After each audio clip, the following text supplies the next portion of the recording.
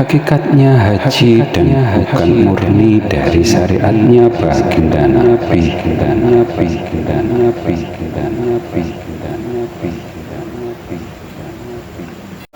Assalamualaikum warahmatullahi wabarakatuh. Bismillah, alhamdulillah, wa syukuri nikmatillah. La haula wa la quwata illa billahil aliyul azim. Hakikatnya haji dan bukan murni syariatnya baginda Nabi. Rukun kelima dari rukun Islam bukan murni dari baginda Nabi Muhammad SAW. Itu yang dilakukan oleh bapaknya para nabi. Berhaji disebut memenuhi panggilannya Allahu Rabbi. Bila mati juga disebut dipanggil Allahu Rabbi. Bila dikubur dan diazani itu sudah pas untuk mengingatkan para penghantar jenayah si mayit, bukan berhubungan dengan mayit. Si mayit sudah tidak dapat mendengar lagi. Ruhnya si mayit menuju kehidupan yang abadi atau menuju di sisinya Allahu Rabbi. Bagi ruh yang tidak tahu jalannya akan terjebak di alam jabarut atau alamnya jin, setan, genderuwo, tetek, bengek, kuntil anak, sundel bolong, dan lain-lain yang dipimpin oleh iblis. Dikarenakan keilmuan Islamnya bersanad ke iblis dalam kurung, tidak bersanad ke para nabinya masing-masing di zamannya masing-masing. Kita hidup di zaman akhir, berkewajiban bersanad ke Nabi akhir zaman.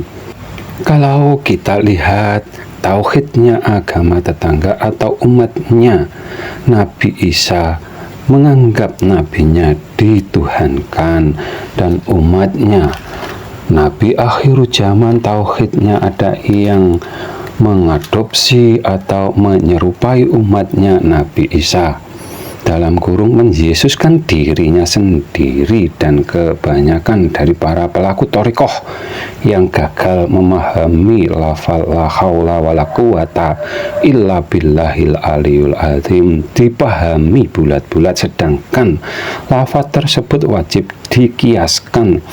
Secara logikanya Allah Subhanahu wa Ta'ala menciptakan makhluk, tidak ada yang diberi sifat maha, sedangkan sifat zatnya Allah Subhanahu wa Ta'ala kesemuanya maha sempurna. Antara makhluk dengan Allah Subhanahu wa Ta'ala itu kalau dikiaskan hanya bagaikan seduhan kopi dengan gelasnya. Makhluk pasti membutuhkan penciptanya, sedangkan Allah Subhanahu wa Ta'ala tidak membutuhkan makhluknya. Gelas sebelum ada seduhan kopinya sudah ada gelasnya, setelah ada seduhan kopi dan setelah habis seduhan kopinya gelasnya tetap ada. Kalau ada penikmat kopi, gelasnya ikut diminum atau dimakannya, itu kesurupan namanya. Orang yang kesurupan itu tidak sadar diri, seperti yang merasa dapat manunggal dengan Tuhannya atau yang menyesuskan dirinya sendiri. Itu kurang ajar atau kurang belajar atau disebut sempit wawasannya.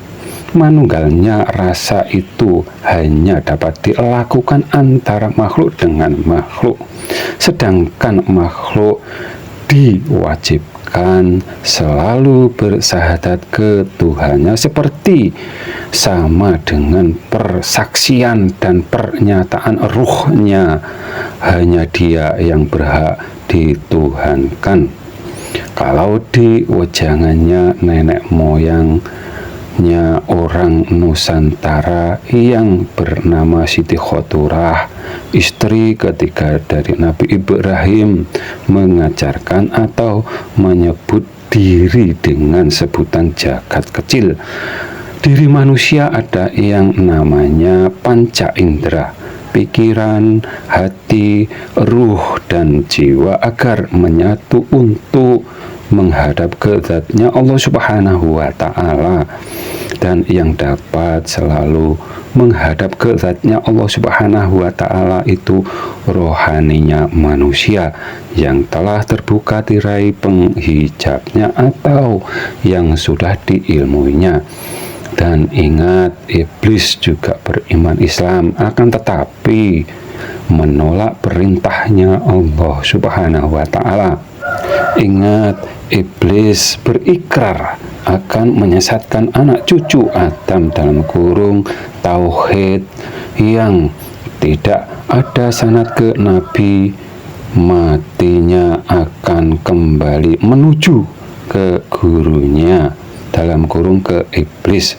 Yang demikian ini digambarkan seperti orang yang berhaji akan tetapi tidak menjumpai dengan yang punya rumah dalam kurung Baitullah, itu rumahnya Allah, dan pulangnya malah membawa batu kerikil, dan setelah sampai di rumah menjadi pesugihan dalam kurung menjadi tuyul. Hakikatnya berhaji kurang lebihnya kembali atau agar selalu bersahadat di setiap saat, beribadah secara langsung kepada Allah Subhanahu wa Ta'ala, atau beraktivitas untuk dunia pun berkewajiban agar ma'rifat kepada Allah Subhanahu wa Ta'ala. Seperti yang telah kami gambarkan, semua makhluk seperti seduhan kopi yang selalu membutuhkan gelasnya. Begitu juga yang disebut membekasnya sholat itu juga sama dengan hakikatnya berhaji. Di setiap waktu kita dipanggil dengan adanya azan. Membekasnya sholat bukan di keningnya menghitam, itu namanya bekasnya sujud. Hitamnya kening bisa jadi itu pertanda gosongnya kena api neraka. Dalam pengertian bila yang diimani dalam kurung cuma makhluk atau yang dituhankan hanya berhala atas prasangkanya sendiri dan menyelisihi seruan ayat Al-Quran dalam memahami zatnya Allah Subhanahu wa Ta'ala. Orang-orang yang demikian kalau di siirannya beliau simbah Gus Dur disebut di dalam kekafiran dirinya sendiri. Kiasan atau gambaran seperti seduhan kopi yang pasti membutuhkan gelasnya itu di kitab suci Injil diajarkan dengan bahasa firman yang menyebutkan awal kejadian itu firman. Kurang lebihnya maknanya sama yang telah kami uraikan. Firman itu berhubungan dengan kitab sucinya. Kalau dalil atau semua makhluk itu berhubungan dengan kalam qadimnya. Sabdanya baginda Nabi Muhammad Shallallahu Alaihi Wasallam, perbuatan yang menyerupai mereka termasuk golongan mereka itu dalam hal tauhid atau akidah. Syariat dari nabi lain boleh kita lakukan, tidak berdosa bila kita tinggalkannya. Dan suatu saat nanti Ka'bah akan dibongkar, yang artinya apa mungkin berhaji tidak menjadi kewajiban lagi, karena mungkin itu bukan murni dari baginda Nabi Muhammad SAW. Akan tetapi dari adanya haji itu kita dapat simpulkan kalau keilmuannya yang diajarkan oleh baginda Nabi Muhammad SAW ada sanad yang nyambung dengan simbah Nabi Ibrahim. dan Imam Al-Mahdi bapaknya sama dengan beliau baginda Nabi Muhammad SAW, karena yang disebut bapaknya para nabi itu simbah Nabi Ibrahim, namanya sama dengan Nabi. Semua nabi mulai dari Nabi Nuh sampai ke Nabi akhir zaman itu disebut imamnya orang beragama Islam.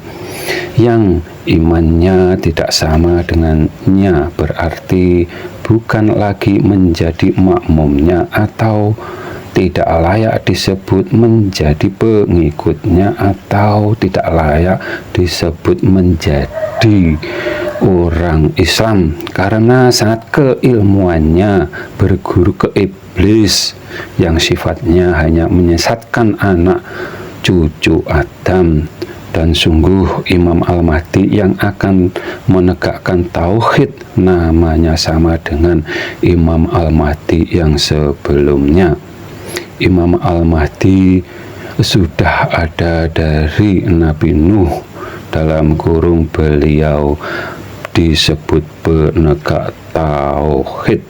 Apabila ada kata yang salah kami mohon maaf.